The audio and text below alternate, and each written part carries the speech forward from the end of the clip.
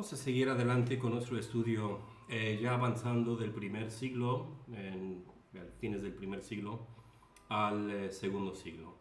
Vamos a leer ahora, no vamos a leer todo el documento, pero se puede encontrar fácilmente en línea, lo que es la Didaqué. Didaqué es una palabra griega que significa doctrina, y se dice que es la doctrina de los 12 apóstoles. Este texto es un texto sumamente importante. Pensamos que fue escrito quizás tan temprano como el año 100, 115, algunos dicen 130, 140. Pero estamos hablando de una de las escrituras más antiguas, más tempranas, después de lo que son los libros canónicos. Otros libros, otras epístolas tan antiguas serían la primera carta de Clemente a la iglesia en Corintios, por ejemplo, y pues ya un poco más tarde serían las escrituras de San Justín el Mártir.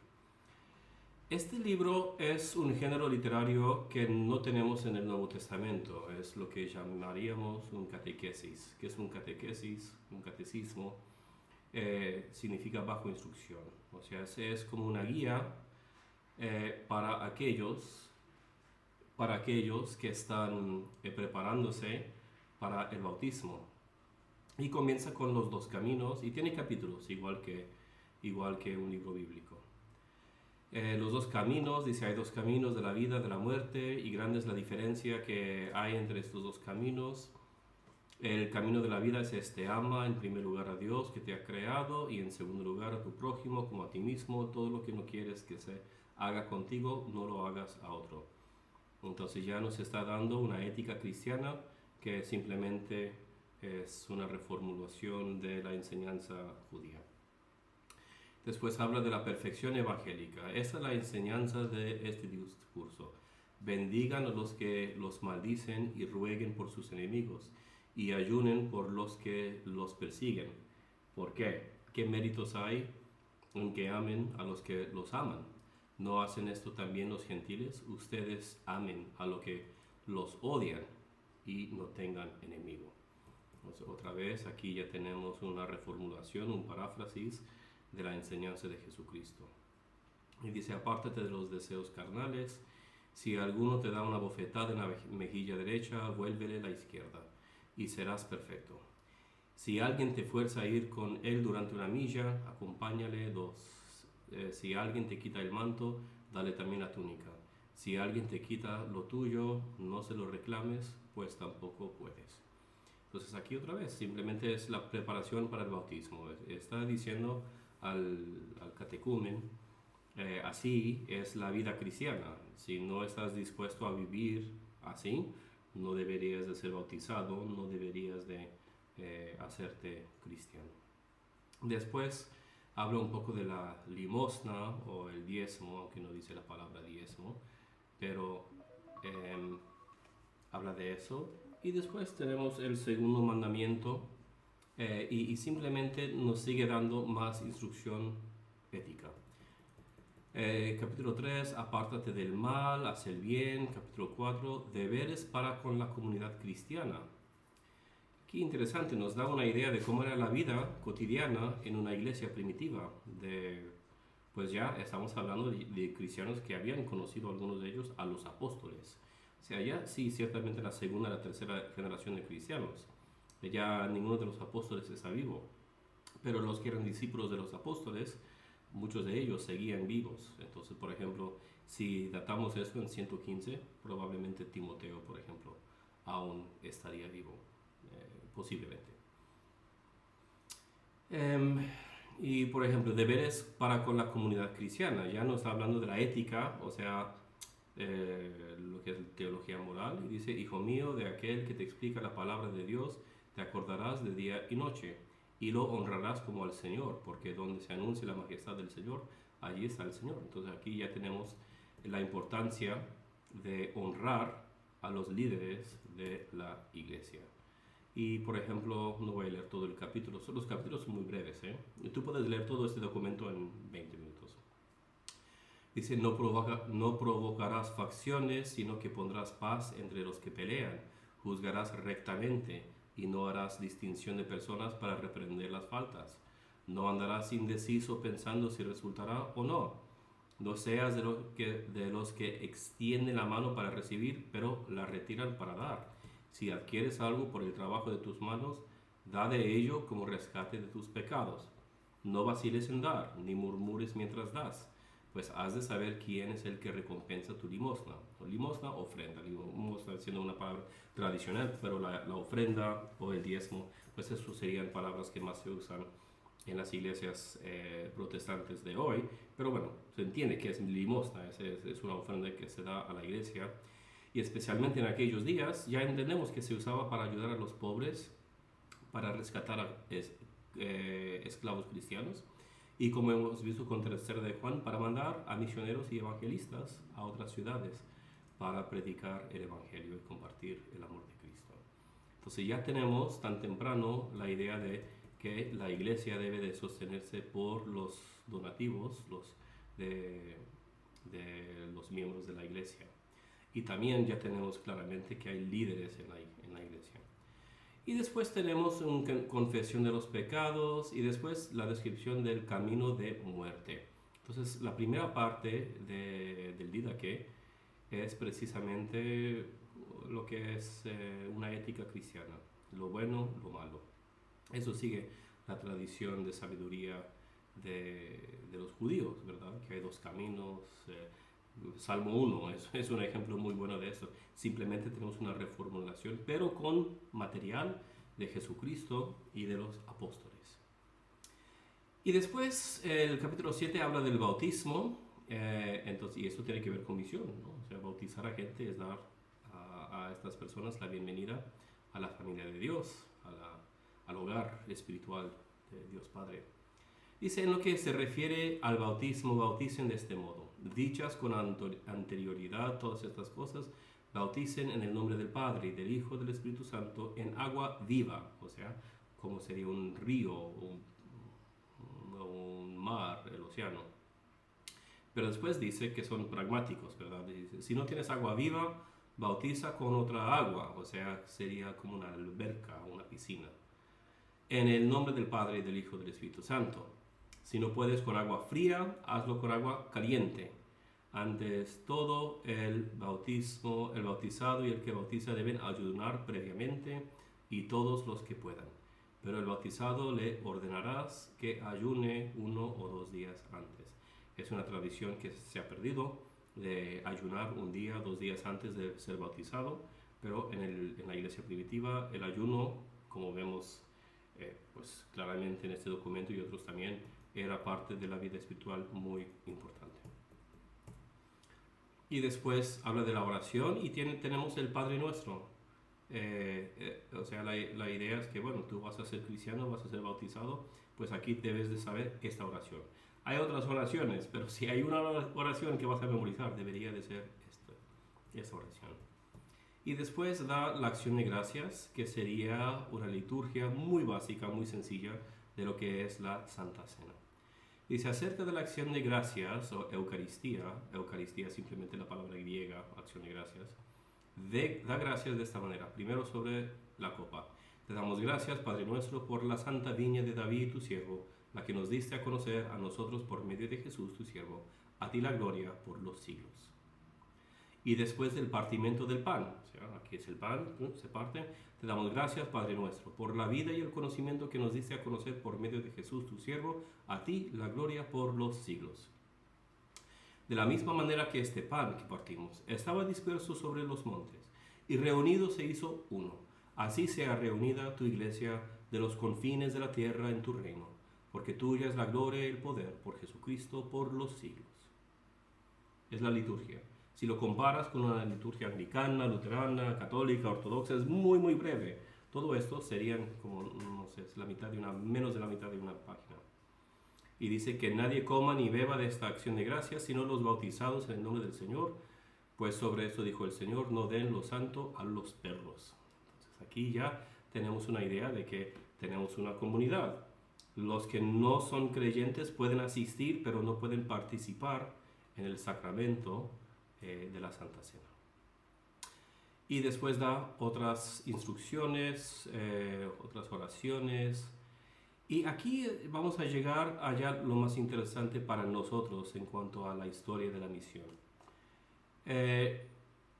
Ya comienza a hablar de apóstoles, itinerantes y profetas. Capítulo 11 dice, quien quiera pues que venga a ustedes y les enseñe todas las cosas que se han dicho antes, recíbanlo. O sea, está diciendo, esto es el núcleo, es el corazón de lo que es la doctrina cristiana. Si alguien viene confesando estas cosas éticas, sacramentales, teológicas, vale. Aunque van a ver, no hay mucha teología en estos documentos. Se trata de cómo vivir la vida cristiana en cuanto al moral, a la ética, y también cómo vivir la vida cristiana en cuanto a la familia espiritual, o sea, la iglesia. Y dice, bueno, si alguien viene confesando todas estas cosas, pues recíbenlo. Y dice, por si el mismo maestro extraviado les enseña otra doctrina para que ustedes se dividan, no le presten oído. Eso era un problema muy grande que tenía San Pablo también, ¿verdad? Entonces vemos que ya para el segundo siglo, esto de las sectas, de las divisiones de la iglesia, no se ha ido este problema. Si en cambio les enseña para que ustedes aumenten la justicia, o sea, rectitud y el conocimiento del Señor, recíbanlo como al mismo Señor. En cuanto al apóstol itinerante, esto ya sería una persona, no sé si podemos llamarlo misionero, pero es un hermano que va de ciudad a ciudad predicando. Dice que es apóstol, significa que ha sido mandado. Ya hemos visto esto, que el apóstol, la palabra latina es misionero. Dice, con los apóstoles y profetas. Entonces aún en el segundo siglo tenían el oficio oficial de profeta. Hoy es como decir, bueno, él es un pastor, es maestro, es líder, es, no sé, cantante. Pero bueno, en esos días aún tenían el puesto de, bueno, este es el hermano Mateo, él es profeta de la iglesia. Hoy en día la mayoría de las iglesias ya no tienen esto, pero pues en esos días, el segundo siglo, seguía existiendo. Y dice, no se detendrá sino un solo día, y si fuera necesario, otro más. Si se queda 3 días, es un falso profeta. Aquí, ¿cuál es el problema? Que venían los profetas itinerantes, apóstoles itinerantes, y se quedaban mucho tiempo para comer, para quedarse con la gente, para disfrutar de la compañía de los hermanos. Pero aquí la preocupación es que gente no tiene el motivo espiritual, esta gente tiene el motivo carnal. Y esa es una forma de distinguir entre lo que sería pues hoy un misionero verdadero y un misionero falso. Y seguimos teniendo los mismos problemas hoy. Hay misioneros que sacan buen dinero de su trabajo y hay otros que no tanto. Y dice, no pongáis a prueba ni examen ningún profeta que habla en espíritu, porque todo pecado será perdonado, pero este pecado no será perdonado. Eso ya entendemos que el segundo siglo ya entienden eso como el pecado contra el Espíritu Santo. Dice, todo profeta probado como verdadero que trabaja en el ministerio de la iglesia en el mundo, si no enseña a hacer lo que él hace, no lo juzguen, pues su juicio está en Dios. Así lo hicieron también los antiguos profetas. Pero al que dice en espíritu, dame dinero o cualquier otra cosa, no le presten oído. En cambio, se dice que se da a los necesitados, nadie lo juzgue. Después, capítulo 12, se trata de peregrinos y vagos. A todo el que viniera en nombre del Señor recíbanle. Luego, con el discernimiento que tienen, examínenlo para conocer por su derecha y por su izquierda. El que pasa de camino, ayúdenle en lo que puedan, pero no se quedará con ustedes sino 2 o 3 días si fuere necesitado. Aquí vemos un enlace con esto que vimos en Tercera de Juan. Si quiere quedarse entre ustedes teniendo un oficio que trabaje para su sustento, otra vez, esto lo encontramos en San Pablo, ¿verdad? Que dice, bueno, si alguien está esperando el día del Señor, bien, pero que trabaje. Y si él no trabaja, pues no debe de recibir comida ni nada así. Y después 13 dice, sustento de profetas y maestros. Todo auténtico profeta que quiera residir entre ustedes es digno de su sustento. Igualmente, todo auténtico maestro merece también, como trabajador, su sustento. Por tanto, tomarán siempre las primicias de los frutos del agar y de la era, y de los bueyes y de las ovejas, y las darán como primicias a los profetas, pues ellos son sumos sacerdotes. Si no tienen profeta, désenlas a los pobres. Si haces pan, toma las primicias y dalas conforme al mandato. Aquí ya tenemos la idea del diezmo, que otra vez es del Antiguo Testamento de los judíos. Si tú haces 3 pedazos de pan, toma la 10ª parte del pan para los pobres o para ofrecer a la iglesia. Y de hecho, en las iglesias primitivas, el presbítero, o como dice aquí, el maestro, él tomaría pan y vino de la ofrenda. Por eso la ofrenda normalmente se hace antes de la Santa Cena. O sea, el presbítero, el anciano de la iglesia, él no traería pan y vino de la casa, ni lo hubieran tenido ahí en la iglesia, no tenían oficinas, no tenían edificios como iglesias en aquellos días. Si no, habría la ofrenda, y la ofrenda no era dinero, la ofrenda era, pues aquí yo hice pan, aquí un pedazo de pan de mi ofrenda. Yo abrí un casco de vino, aquí mi ofrenda, mi diezmo de ese vino. Yo saqué unas manzanas de un árbol, aquí mi diezmo. Entonces el diezmo, la ofrenda en aquellos días era, pues no era dinero, era un diezmo, una ofrenda pues de las cosas físicas, las cosas materiales. Y 15, vamos a saltar un poco hacia adelante. Otra vez, animo a todos que lean este documento tan fascinante, nos da como que una foto de lo que era la vida en la iglesia primitiva. Y ya con 15 vemos que aquí estamos en un periodo, y esto es importante para la historia de la misión, en un periodo de transición. Ya antes teníamos los apóstoles itinerantes, teníamos los profetas que venían e iban, y si se quedaban, pues deberían de trabajar, pero no deberían de quedarse mucho tiempo. O sea, era de tener ministros que viajaban mucho, que no eran constantes. Pero ya la iglesia está madurando más, y ya tenemos ahora 2 oficios que son estables. No son oficios de gente que va viajando de lugar a lugar. Y aquí dice el capítulo 15 sobre la elección de obispos y diáconos. Dice, elijan obispos y diáconos dignos del Señor, que sean hombres humildes, no amantes del dinero, veraces y bien probados, porque también ellos los sirven a ustedes como profetas y maestros. No los menosprecien, puesto que tienen entre ustedes el mismo honor que los profetas y maestros.